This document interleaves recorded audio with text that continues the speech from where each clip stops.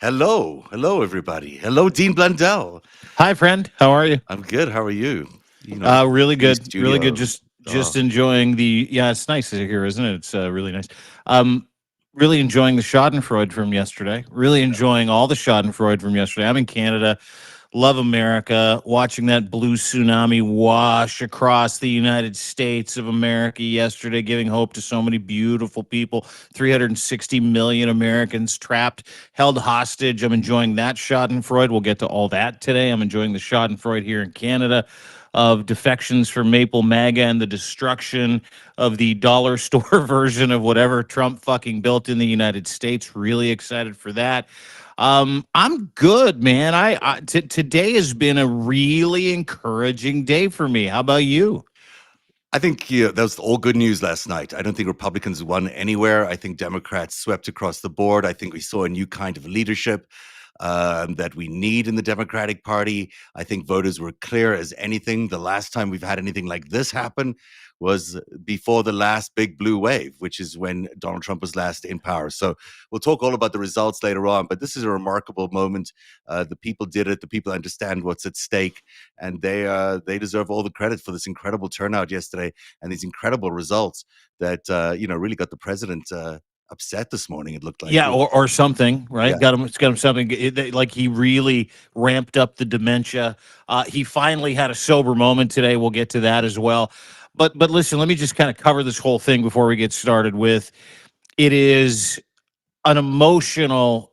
This should be an emotional podcast for so many people that actually follow us, and so many people that subscribe on Substack, so many of our paid subscribers, so many of our free subscribers, people that watch, hit those hearts, hammer those that little box in the corner with the arrow, because we're going to get to something today that is healing, that is Schadenfreude related. I use that word even though it is German.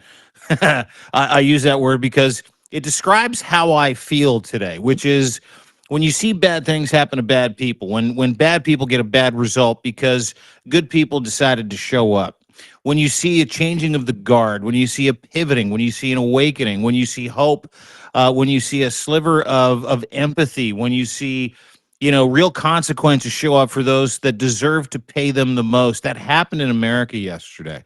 And I put out a piece today because I think it's important. We're going to get to all five of these stories on the FiveStack today. Really appreciate everybody being here. Don't forget, you can go subscribe, deanblundell.substack.com, narrative.org. I want to get to your Michael Wolff interview yesterday, which was fucking awesome. I want to talk a little bit about the value that you can get, because what we're trying to do is we're trying to come alongside America, and we've done this now for several months, and we're not going to stop. And yesterday's result gave me even more gusto. I don't know about you. It Mm. gave me even more hope. And we'll get to some Canadian shit today. We'll get to all the American stuff today. But it almost looks like, and almost feels like, with what happened in the United States yesterday, which was not an earthquake, it was not a wave, it was a movement that arrived with a tsunami. It gives me hope that, all hope is not lost, that America can be America again, that we can have our friend back.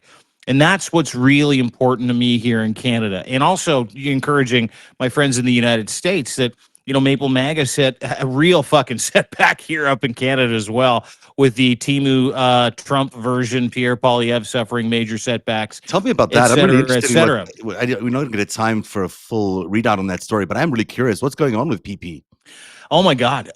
Well, everybody's kind of aware that we really kind of dodged what happened in the United States up here in Canada with the election of Mark Carney and a historic defeat of Pierre Poilievre, who was really kind of the dollar store version of Donald Trump, running on the same populist bullshit, anti-DEI, parental controls over your kids, fuck the experts, fuck schools. He is literally like just the cheapest, most populist, nerdy incel version of Donald Trump. He had a 30-point lead. No, it's fucking true. He had a 30-point lead going into the election. Mark Carney arrived on the scene 3 months before the election started. Just the idea that an adult was in the room with character, with values, with virtues that Canada could trust, a technocrat who had a social responsibility to help Canadians, to fight back. I call him the mega killer because he is, Mark Carney.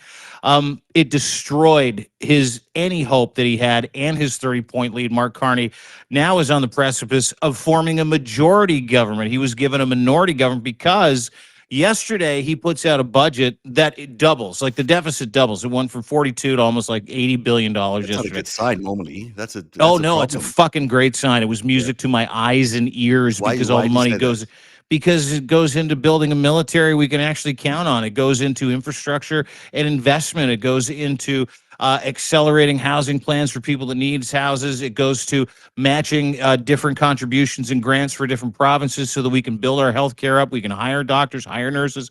So I don't give a fuck what Canada spends, and let me and neither should Americans. But America's crazy right now. I don't care what Canada spends on securing Canada.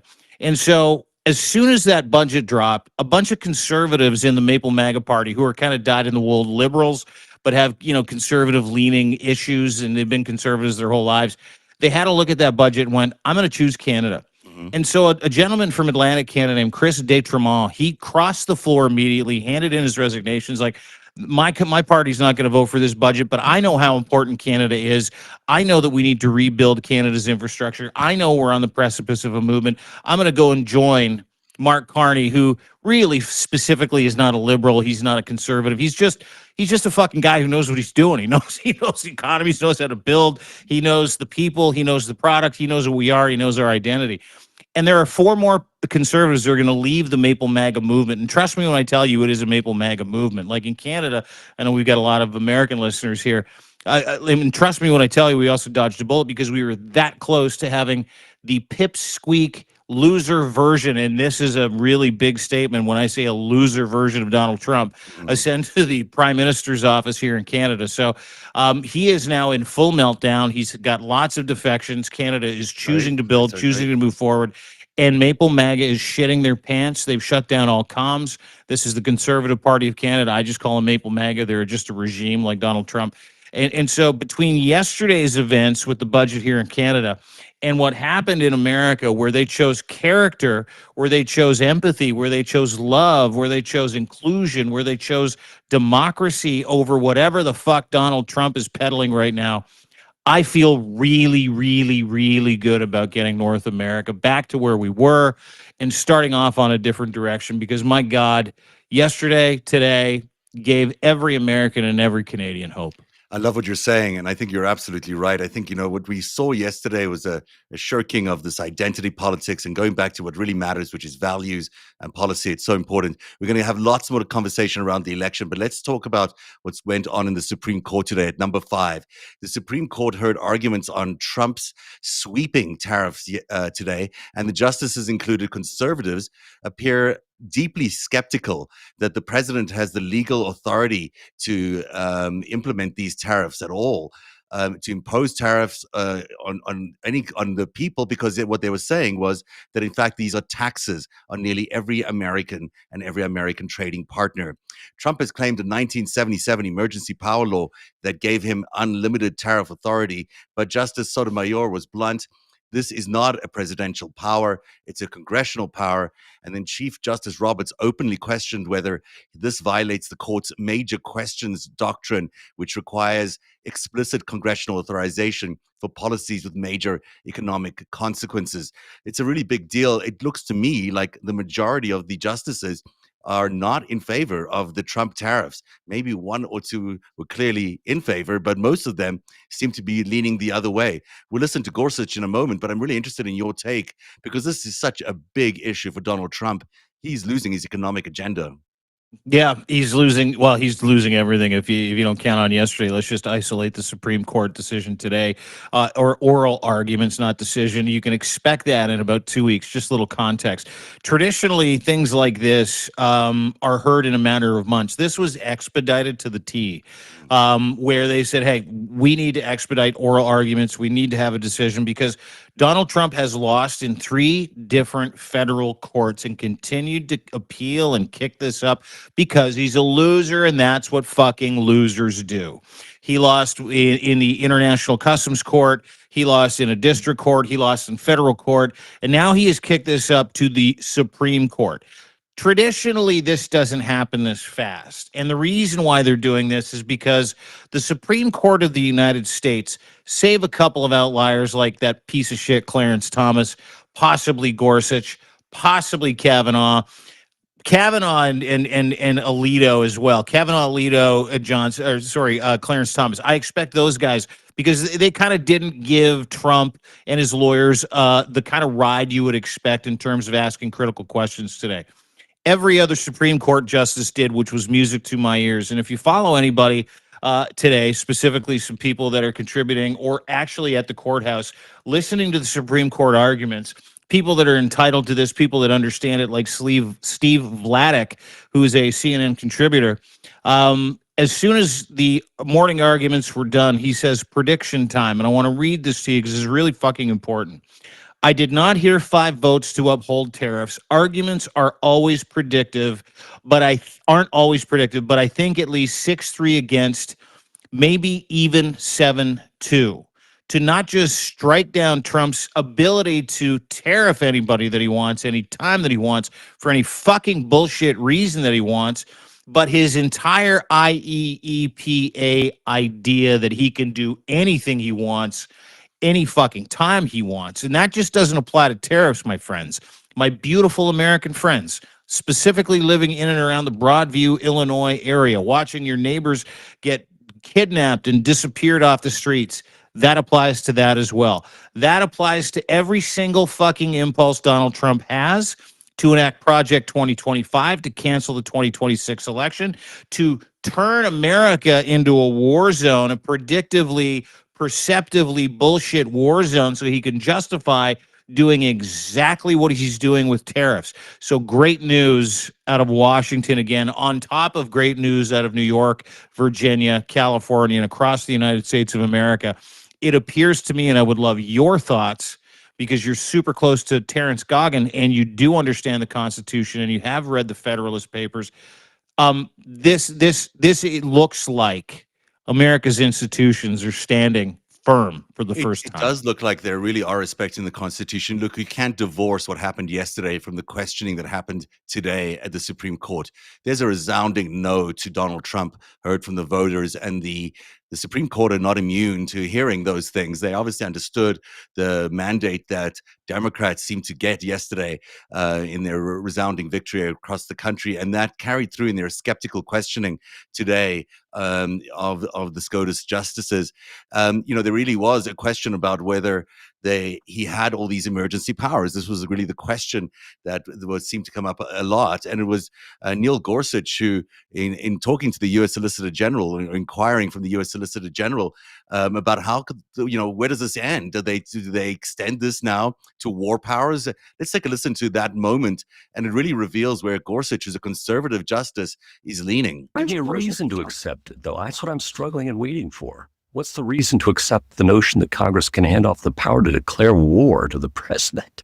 Well, we don't contend that. Again, well, you do. You say it's unreviewable. There's no manageable standard, nothing to be done. And now I think tell me if I'm wrong. You backed off that position. Maybe that's fair to say. Okay, all right. That would be an abdication. That would really be an abdication, not a delegation. I mean, that's a big deal. You've got the U.S. Solicitor General who's arguing this case on behalf of Trump, who's saying, yeah, I was wrong. And you've got Gorsuch, the justice, telling him that, perhaps you've gone too far on this idea. And that, the whole case really rests on this. The whole case and then the lawyer was like, I guess we have kind of backed up. I mean, this is a fucking major decision. He's like, I kind of guess we have. Listen, if you don't think every single one of those Supreme Court justices watched what happened in New York, Virginia, New Jersey, California yesterday, and the margin of fucking victory factored that into today's decision and conversation and oral arguments. And if you don't think, and this is really important, that the beleaguered Supreme Court of the United States of America, which has been long since proven captured between Alito, Thomas, Kavanaugh, Gorsuch to a lesser extent, maybe Amy Coney Barrett. I mean, John Roberts might be one of the worst individuals in the world. If you don't think they're looking for some kind of political win here, you're nuts. Well, they certainly understand. They're human beings. They see what's going on. They see a president that's busy warmongering. They see a president that's, gone completely nuts in terms of bulldozing parts of the White House, who's, issuing tariffs just on the whim. I mean, you can't issue tariffs based on the fact that someone put an ad out. It's not a legitimate reason to institute new tariffs or to call off tariff negotiations. And these powers that he claims allows him to be completely responsive to his moods, which is the last thing we can afford to have in the United States right now, obviously, because this guy is completely out of control and had a real meltdown to that. We'll get to this to the meltdown in a second, but first, let's talk more about the election results yesterday. This is number 4. Democrats swept every major election yesterday in what amounts to a total repudiation of Trump's second term. Abigail Spanberger won Virginia's sponsors governorship by 15 points. Mikey Sherrill took New Jersey by 13 points. I could not believe that result.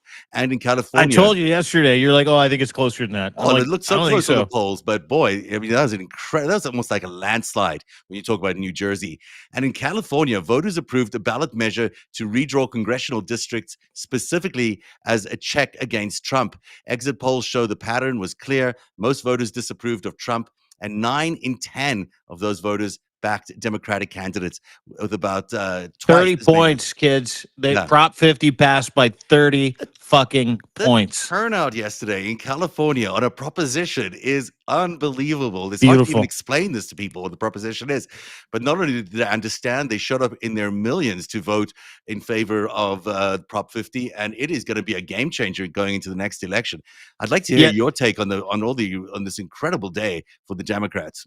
Yeah, because I'm not smart, I'd like to dumb it down for everybody so that I can put it out in a language that everybody easily understands. What is Prop 50? Prop 50 is an answer to gerrymandering in Texas, where Donald Trump called wheels Greg Abbott. And he's like, I'm entitled to 5 votes. I'm entitled to 5 seats. Yeah. Change the district so that we can discount the votes of every marginalized human being I'm currently attacking with my ICE squad.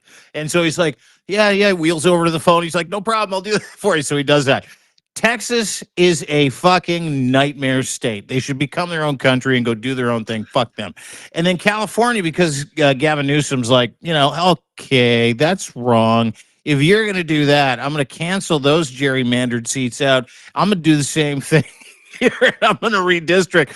So what he effectively did was build a firewall. Mm-hmm. Because Trump is trying to pre-rig this election, which if you watched him today in his address, and we'll get to that in just a moment, where he's like, okay, no.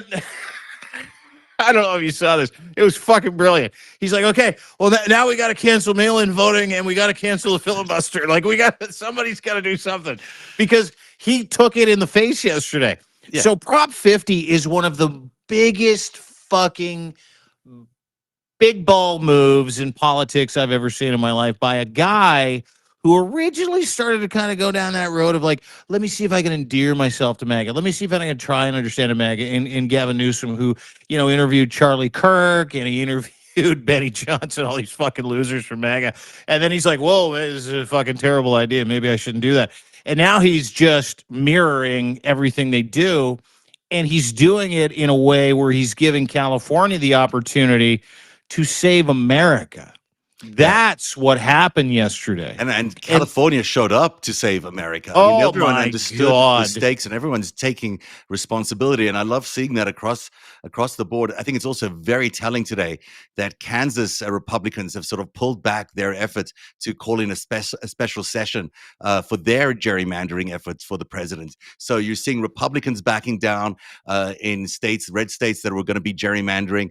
It'll be interesting to see if Democrats continue on this path, because in a way, what they've done, the Republicans have given Democrats the key to absolutely winning next year's elections, because now they have Prop 50, they have it as a guide. If the Republican efforts fall away, and if they can't even win the seats they've gerrymandered, which is a real possibility, Democrats could really sweep this by rigging it a little bit themselves as a response to Donald Trump's rigging. And wouldn't that be something that was his fault? Well, all they're doing is undoing the rigging by putting everything back on that level playing field. And to that point, the importance of New Jersey and Virginia yesterday. Mikey Sherrill in New Jersey, Abigail Spanberger in Virginia. By the way, 2 very impressive women.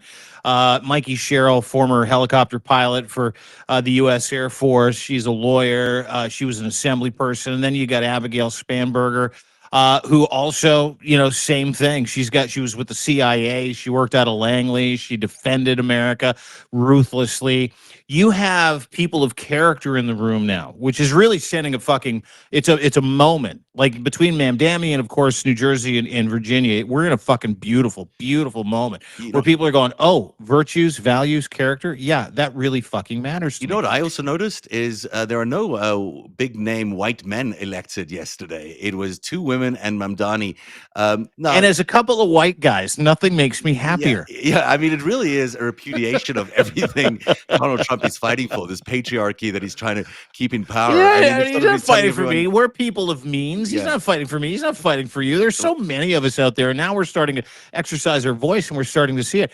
But here's why getting back to the gerrymandering thing is important, because they flipped every fucking seat in every available jurisdiction, whether it be statewide, whether it be federal, doesn't matter. They flipped everything or kept everything and increased their lead by double digits. The repudiation was incredible, and here's why that's important when it comes to gerrymandering.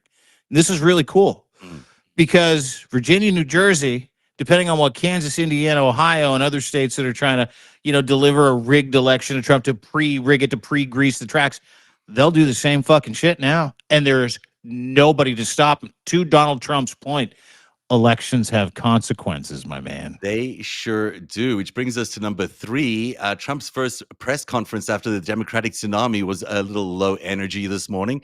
It felt like a little bit like a political wake. The cadence was off, the confidence was gone, and he openly admitted, I don't think it was good for Republicans. He's right. You're right, sir.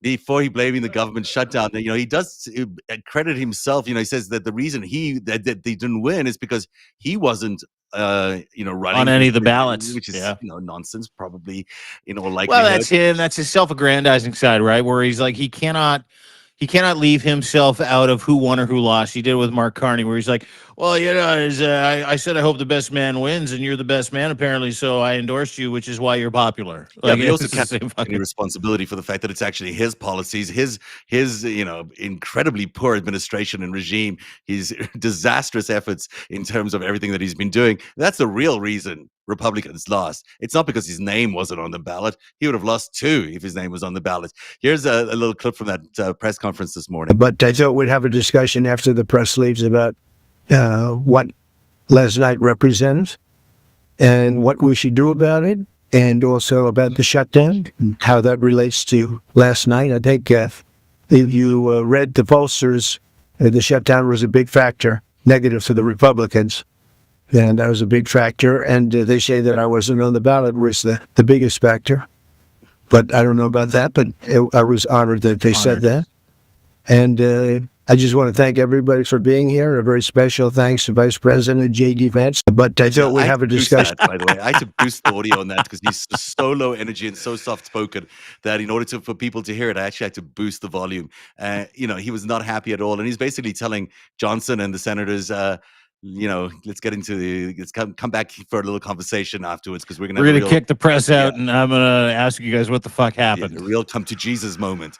And the shutdown, I will, Democrats have the advantage now. The shutdown is now all Republican. It's all Trump. He admitted it. He admitted it himself. He never does things like that. Dude, if I'm the Democratic Party of the United States of America, I'm taking that clip and I am crushing it. I am putting tens of millions of dollars into ad campaigns because he just fucking owned it. That was 2 narratives that came from his response to like a crushing loss across the board yesterday. Across the board. I cannot stress that enough. That was a repudiation of him.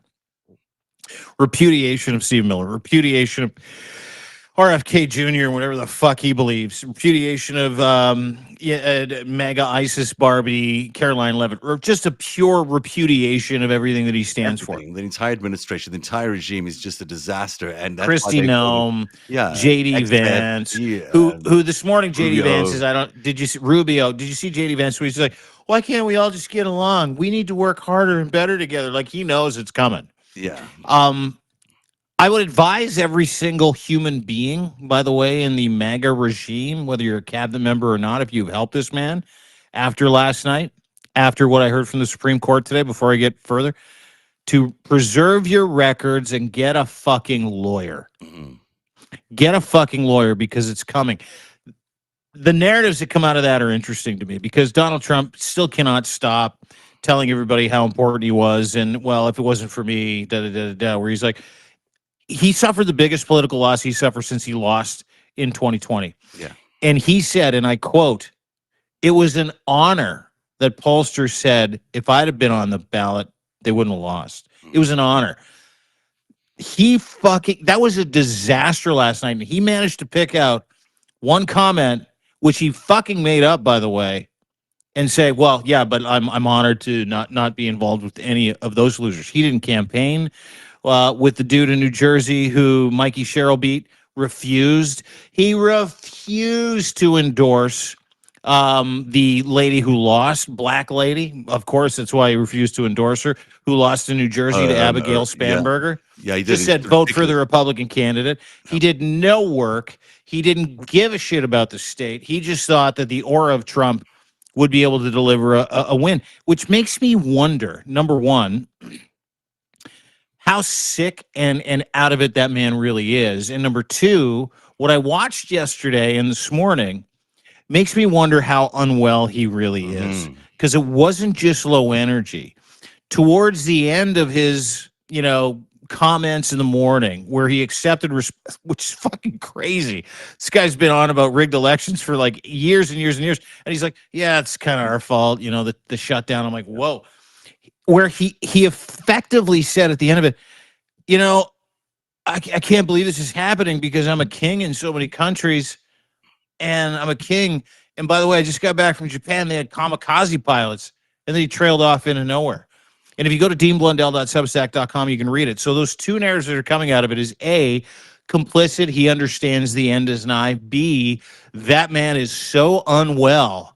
He can't even fucking manage to kind of explain or have a conversation with anybody or even deliver remarks without talking about his recent trip to Japan and kamikaze pilots. Like, it's fucking bizarre. He also just looked bad. I mean, he looked ashen. He's like breathless. He not really forming sentences. As I mentioned, I had to boost the audio just to hear what he was saying. And this whole notion of I'll ask the press to leave.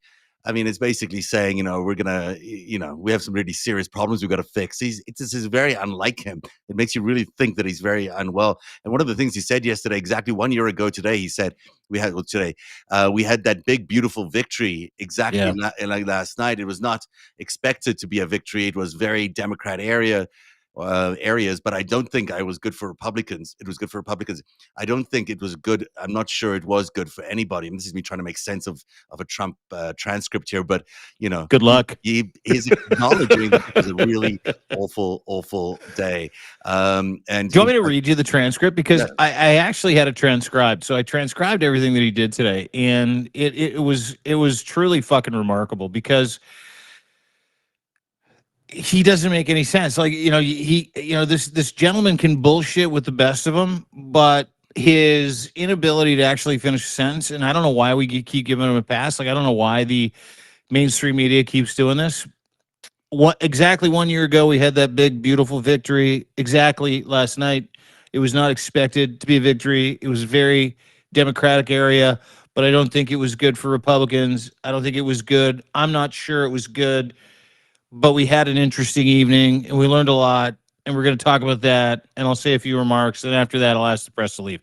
That was comment number one in my piece. Yeah. Comment number two, this is verbatim. Buddy, he says, I thought we'd have a discussion after the press leaves about what last night represented, but we should do about it, and also the shutdown and how it relates to last night. I think you read the pollsters, the shutdown was a big factor, negative for Republicans, and that was a big factor. This is a fucking child. It sounds like a 2-year-old. And they say that I wasn't on the ballot was the biggest factor, but I don't know about that. But I was honored the way they said that. And I just want to thank everybody for being here. And especially thank Vice President J. Dean Vance, who's doing a terrific job. That's me. And then he went on to say, it's time for Republicans to do what they have to do. That's terminate the filibuster. It's the only way you can do it. And you don't need to terminate. It's What's that? happening. Trump is dreaming in Technicolor if he thinks the filibuster is going anywhere. They can't Save 'em? muster the votes. I mean, they can't. It won't happen. So, go on, dream on, but it's not happening. Oh, just wait. It gets better. This is when the cheese starts to come off the Trump cracker. Yeah. If you don't terminate the filibuster, you'll be in bad shape. We won't pass any legislation. There'll be no legislation passed for 3.25, whatever the fuck that means, I think, years. We have 3.25 years. That's a long time, but they can't do an extension. And John, I think, whoever the fuck John is, John Thune. John, John Thune. I think they've done an extension every time. They've been asked forever. No idea who he's talking about. I think the Democrats. Yeah, he's talking This about is the the Democrats there. He's Yeah, talking but he about doesn't. He extending- fucking never said. He's so fucking out of it. He doesn't like. He's so lost. He's so confused. He's got full on dementia. Like, is there a stage 6 or 7? Because that's what he's got. I don't know. And then he's like, I think they've done an extension every time. This is the first time they haven't done one. Extensions are supposed to be easy. If they don't want to do an extension, they won't do any bill, even a simple bill. And we should do our own bills. We should get out. We should do our own bills. I'm reading verbatim what he said. And we should open up, and we should start tonight with country's open, congratulations. And then we should pass voter ID, and we should pass no mail-in voting, and we should pass all the things that I want to pass to make our election secure. This is a dictator wishing away an entire constitution. This is a man who wants to seize power from the people and implement a completely unpopular. He can't fucking finish a sentence, dude. Yeah, this is what happens. He lost. He doesn't make any sense, and he's talking about things that just politically can't happen. It's like it's not going to happen. So. This is a guy who's lost. Dude, and not lost in more ways than one. Yeah. Let me finish. We should pass all the things I want to pass our elections to make our elections safe and secure. And then he says, because California almost unanimously voted against voter ID, all we want is voter ID. You go to a grocery store, you have to give ID. He's never been to a grocery store. I don't give my ID when I go to a grocery store. You go to a gas station, you give ID. Never done that before either. But for voting, they don't want they want no voter ID. It's only for one reason, because they cheat. We would pass that in 15 minutes. If you don't get it, you'll never pass that. You'll never talk about mail-in ballots. Mail-in ballots make it automatically corrupt. If you have mail-in ballots automatically, it's corrupt even. He knows that those are verbatim words from the president of the United States. Who is he's talking there about instituting a complete dictatorship, by the way, against the wishes of the people. Meanwhile, we can't get a winning congressperson from Arizona to even get sworn in the House so we can deal with the Epstein papers and so many other issues that need to come up. Let's move to the next story, which is also election related, but this is something that's very near and dear to your heart. Yesterday's election weren't just about a blue wave. They were evidence of a fundamental shift in American politics away from tribal party loyalty towards something much deeper, which you've been speaking about for a long time, character. So this is all from deanblundell.substack.com, your column there. Tell me a little bit about what you mean about the dramatic shift, that was really borne out by the two governor winners and also the mayor of New York. I thank you for asking me, and thanks for including this in the FiveStack today. What little people know is that every day Zeb just sends me a text like stories, and I show him the ones that I want to talk about, and sometimes we don't get to them. This is one I really wanted to get to. It's a good one. And I wanted to get to it because I think that between what's going on in the United States of America, what happened in Canada here with the repudiation of Pierre Poilievre's Timu Trump bullshit and the election of Mark Carney, a real technocrat, a guy with values and virtues, practices Stoic philosophy, which is important to me as well. That's just a quick aside. I just like the philosophy. It's about truth, temperance, justice, wisdom, the things that really matter when it comes to the one word that I think is really important that everybody needs to reorient towards when it comes to choosing leaders. And that's character. America is facing this character test. And last night, watching them pass that character test with flying colors, to choose right over wrong, to choose truth over lies, to choose humanity over inhumanity, to choose empathy over anger, to choose love over hate, to choose freedom over Donald Trump's version of freedom, which is a fascist authoritarianism. And what happened in New York really, really kind of made me aware and awake for the first time in a really long time. Because Zorhan Mamdani, and say what you want about him, he calls himself a social, what is he, socialist Democrat? Democrat, yeah, social A democrat. socialist Democrat. He doesn't engage in the culture bullshit. He stands up for the human beings that he stands up for. He stands up for humanity, as does Miss Spanberger, as does Mikey Sherrill, as was Prop 50, which was intended for, which is to allow people to choose, to allow people of character to decide who their leaders are going to be, and not allow someone tell them who their leaders are going to be. And it struck me last night because I've been going on and on and on about this, because the one thing that I think a lot of Americans and Canadians that are caught up in, lending their agency and identity to a political party or an ideology, you have been fucked over. You have been tricked into that. You have been funneled into that through years of psyops, through churches, through lobby groups. Oh, do this or else this is going to happen to you. And I'm the only person that can save you. And don't you want to stand up for your religion? Don't you want to stand up for your community? Don't you want to stand up for your lobby groups? What I saw yesterday, and with the death of Maple MAGA here in Canada, gave me hope for the end of identity politics, gave me hope for the end of political parties that treat us like marks. It gave me hope that people would look past party and vote for one word, character. That means so much to me, and it means so much to people who are like, what is this thing you speak of? Character? What are values? What are virtues? I'll tell you mine. And these are my guiding virtues and my guiding values. Courage to do the right thing when it's the hardest possible fucking thing to do. Wisdom to know what to do when it matters the fucking most. Temperance to not let your emotions get the best of you. To treat the people around you as they should be treated despite how you feel. And more importantly, justice. Justice, the right thing at the right time, all the time. Justice that is deliberate, that takes the human spirit and the person into account and not industry or business. And Mr. Mamdani's election in New York, it didn't matter what party he ran for. If I was in New York, I would have voted for him, because it's not about anti-establishment to me. It's about character and values. Mr. Mamdani has those. Here in Canada, Mark Carney, character and values. Mark Carney is literally turning the Liberal Party into what we thought the Conservative Party used to be.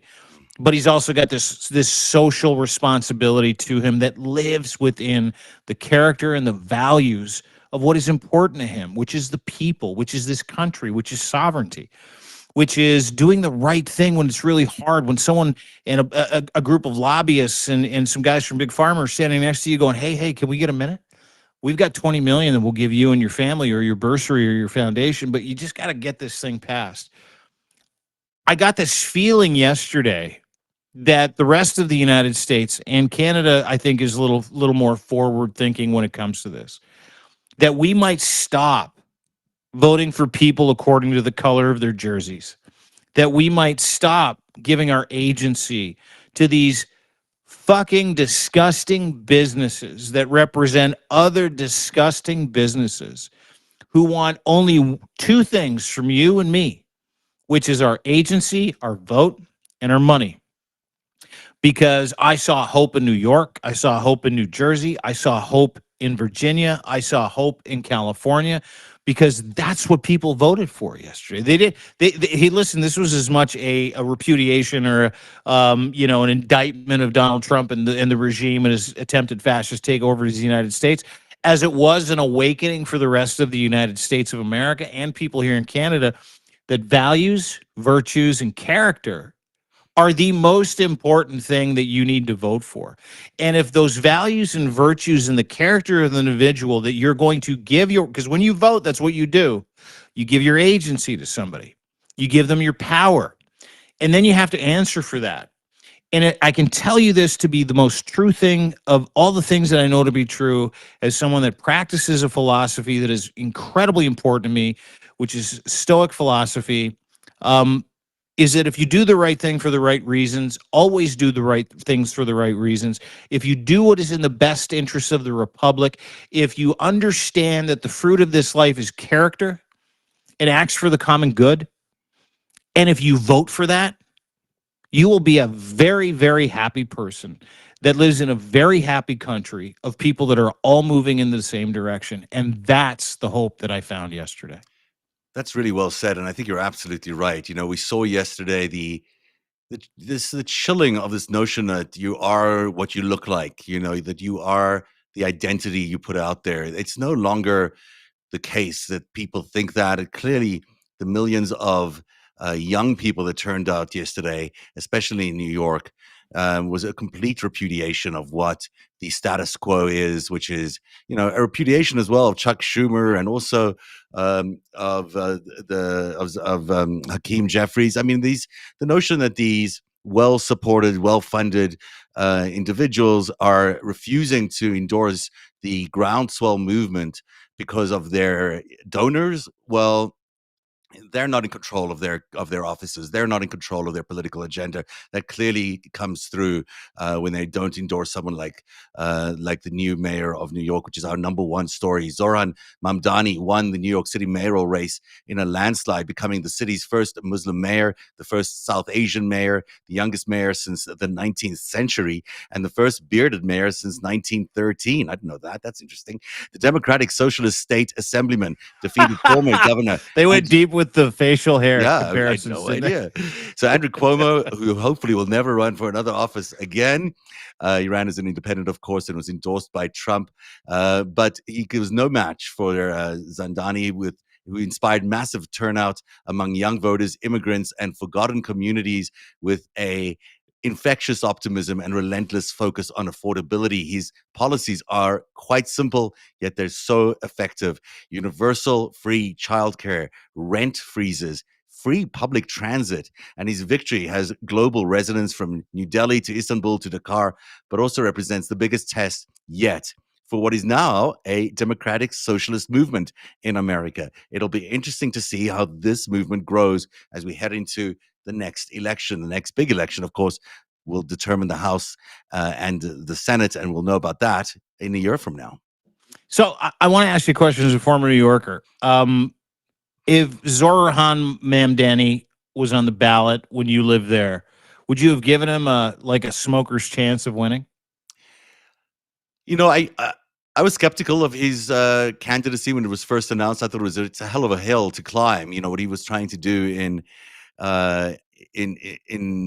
this time that we're in. But the more you got to know his policies, the more you understood who he is, and the more I realized that young people in particular were mobilizing in a way that they hadn't mobilized before.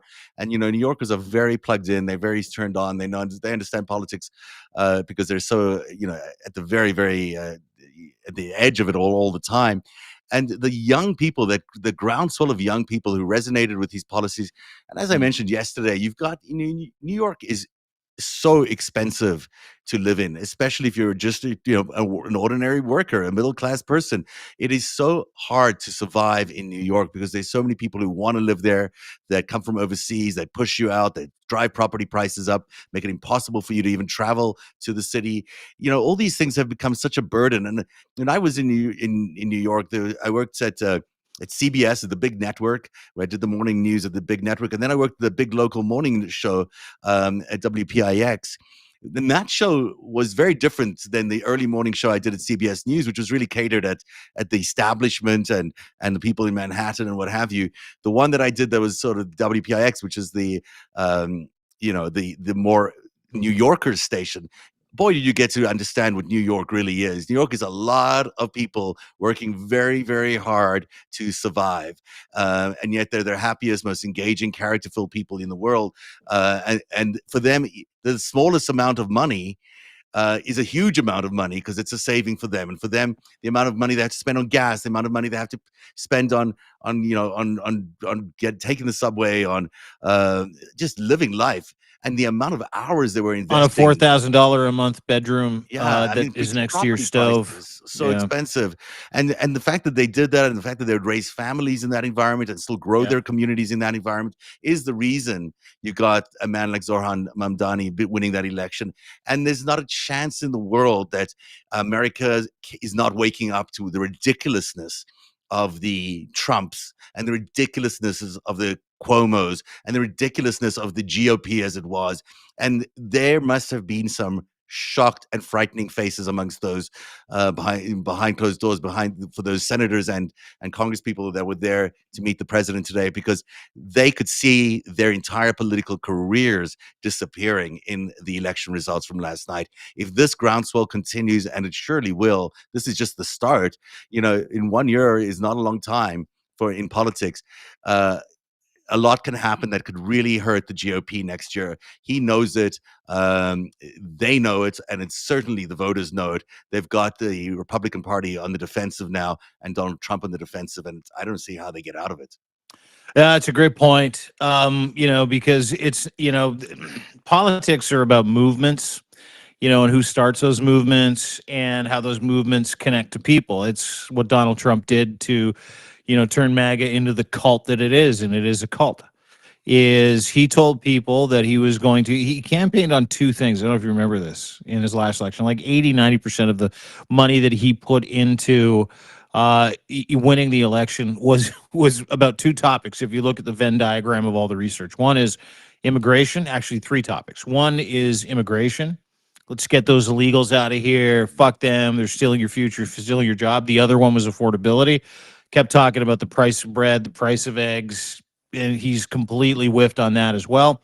And the other one was about men and women playing in each other's sports, trans athletes. Yeah. We saw none of that from Mamdani. We saw none of that. We saw none of that from Abigail Spanberger. We saw none of that from Mikey Sherrill. We saw none of that. You saw pragmatism win the day. You saw, someone lean into the issues that really matter to people, which is, outside of the third issue, which is trans athletes in sports, specifically college sports. I think he's got a boner for trans athletes, if you ask me. I really do. I think he'd rather be nowhere else than in the Lincoln bedroom with a man who transitioned to a woman to play volleyball at UFC. That's just me, but I just how I feel. But the interesting part is how Donald Trump, shortly after Mamdani won, how he put out a tweet that's like, "I want to make everything more affordable for Americans." He did. That's what he said. Didn't congratulate him, didn't talk about him other than saying, "So it begins." There was another tweet that he put out after Mamdani won. "So it begins" is ominous, cryptic, ridiculous fucking tweet, where Truth Social tweet. And it doesn't matter. It doesn't matter to any one of the individuals in New York. I think it was like well over 1 million people that voted for Mr. Mamdani. It doesn't matter to any of those people. What matters to them is their guys in office, right? What matters to them is they think they've got a guy who's going to make it easier for them to take transit, rent an apartment, and get food. In a time where Donald Trump's like, well, if you elect that Muslim terrorist communist, I'm going to find it very difficult to give the city of New York and the state of New York money. None of that matters. It's a foregone conclusion. He has to give the state money. He's got to do it. Nothing he says matters anymore. And to the people of New York. Here's another news flash for everyone who thinks that this guy's a socialist and somehow against capitalism. One of the most capitalist-friendly things you can do in a city or in a state is universal childcare, because people, if they have childcare, they can get to work. The reason that many people miss work on any given day is maybe their kids are sick or they have some other issues related to their children. You have childcare. A lot of those issues that you might have to stress goes away when you don't have to find a place. You don't have someone who can babysit your kids. All these things are so important. It means that people get to work, they're more productive, have more productive days, less sick days. It is an incredibly friendly policy for businesses. It's an incredibly friendly policy for all conservatives. They should all be thinking about universal childcare. It's very healthy for society. It's very healthy for economies. And that's the thing about this guy. He's not really a socialist in that he's not, they saying he's a communist, which means he's going to take all the good stuff and all the money and distribute it to everybody equally. That's not at all what he's saying. He is providing services so governments run efficiently, so people can do the things they need to do to further their lives, but also to further each other's lives. That is the whole thing behind capitalism. That's the whole thing about America. We're here for the collective prosperity of everybody, not just the few. And that's clearly the difference between Donald Trump and Mamdani. So the top 3 happiest countries in the world with least stress. I don't know if you know what these 3 are. I do. One is Denmark? Finland. Okay. No, one is Finland. Yeah. The other one is Sweden. Yeah. Canada, number Yeah. 3. Cold 1, 2, 3. countries. The cold countries. Cold countries. But do you know why? I'll tell you why. Because we offer free healthcare. We offer really affordable childcare, if not free. Mhm. In Finland and in Sweden, Norway, all of our old people get to live in state-run facilities where there's a standard Mhm. for taking care of our geriatrics, a standard for taking care of the senior population. In Denmark and in Finland and in Sweden and Norway, guess what's free for you if you're 18 and you graduate high school? University. Wow. It's free. Should be. It's free. You know how cheap university is here in Canada for people? You pay like $8-9 grand a year to go to a great university, like a world-beating university. If you can whether get it's in these McGill, days, it's a whether little Guelph. hard to get in, right? Because there's so many foreign students. Yeah, but they've changed that rule too because Mark Carney's on the scene. These things are so important. The health and well-being and the lack of stress in the lives of the people that you govern. They are not socialist. They are smart. They are not communist.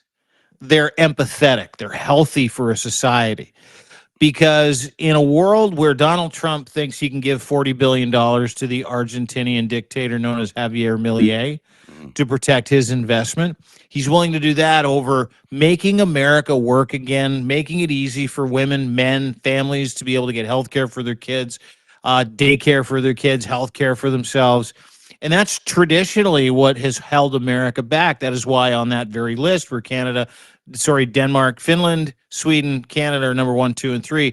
And the United States is somewhere around 43, 44 when it comes to quality of life, happiness, lack of anxiety, all the things that make you a happy citizen in the country you live in. And keep in mind, we live in a really fucking cold country. So does Finland and Sweden. So does Norway. So does Denmark. You could need it, right? We shouldn't be this happy, but we are because we understand the best aspects of socialism.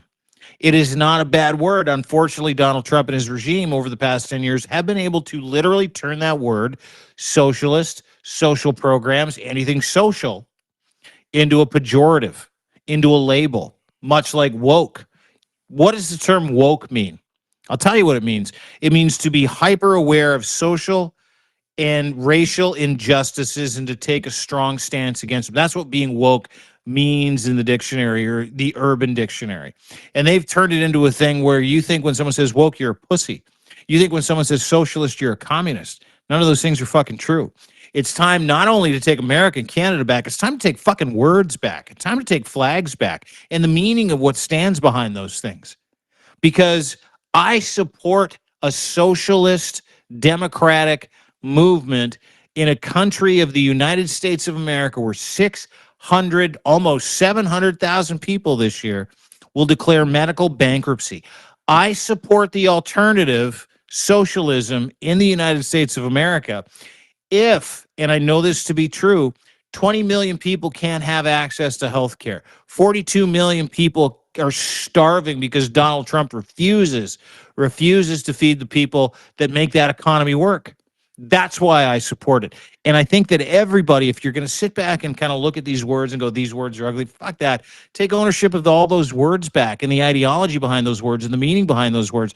That is one of the most important things we could do. And I talked to a friend of mine about this week. And he's like, well, that guy's a Marxist. And I'm like, what is a Marxist? And he's like, well, it's someone that likes Marx. I go, who's Marx? He goes, Marx. I go, no, you need to be more specific. Do you know his first name? He's like, Frank. I go, I'm not having this conversation with you because you don't even know the essence or the origin of where that word comes from. You know what I think? I think socialism is government. I mean, really, what we want from our government is to provide services for us that can make our lives easier, that can make our kids' lives easier, that can allow us access to the services that we need to succeed in our society for us and for our Mm. society. That's Mm. that's all government should be doing that. In fact, if you know, to label anything that's bad as socialist is ridiculous.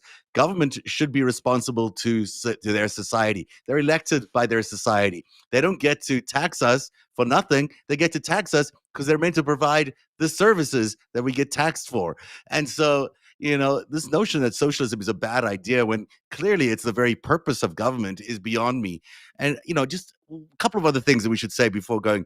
I think that everybody who's watching this show, who watches everyone else on Substack, and everyone who's been pouring their hearts and souls into creating social media and fighting the bots and fighting the misinformation and the disinformation deserves a huge round of applause, because I don't think yesterday would have happened unless everyday people were out there on these social networks pushing the truth out, making sure the truth is heard, you know, highlighting the people that need to be highlighted and supporting people like us. And thank you very much for that support. We really appreciate it. But none of this happens without you guys. None of it happens without knowing that there's a lot of people who spend many, many, many hours making sure that these messages get out, that, you know, that social media isn't completely taken over by Elon Musk's bot army and some Russian troll farm.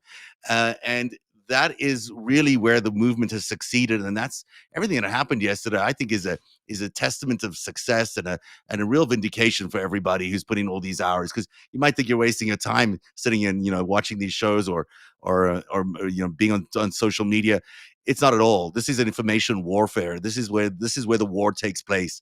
You know, on battlegrounds like Twitter, on battlegrounds like Substack, and this is where a lot of energy has been put into by you. And we thank you very much for your support. And you owe yourself a big round of applause for the amazing success that happened yesterday. No, for sure. I mean, you know, hey, listen, we can look at the strategies and game plans. We can kind of read tea leaves, but you know, the meta takeaway here for me is that people haven't given up. You know, to your point, people are starting to go, you know what, I'm gonna get onto Twitter today and I'm gonna hammer away and I'm gonna take an issue with disinformation. I'm going to start a Substack account and I'm going to fact check what I heard and I'm going to retweet this. I'm going to subscribe to narrative.org. I'm going to subscribe to deanblundell.substack.com. I'm going to share what gave me hope and information that I can count on. And you're unrelenting now. You have not, it's almost like yesterday was a validation for so many people, like not just you, me, Lev, Cohen, everybody, Schmidt, everybody. Midas. It was a validation for every single human being who said, I do not recognize what my country looks like, and I need to do something about it. Whether it's a retweet, whether it's a correction, whether it's correcting the record, whether it's signing a petition, whether it's showing up to a protest, whether it is you comforting your neighbor whose husband or wife just got kidnapped out of their house, whether it is the idea that you can't stop this MAGA train from running you over. Yesterday, you saw that MAGA train grind to a fucking halt.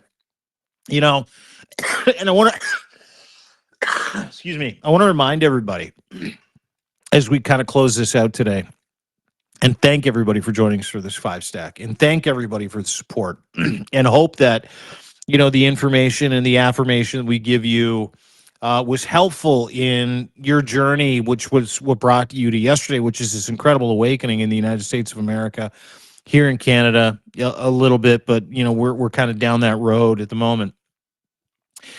I would like to remind everybody that this is the beginning. Nothing was accomplished yesterday. That dickhead is still in the Oval Office. You watched him sputter. You watched flames come out the back of his asshole yesterday and this morning.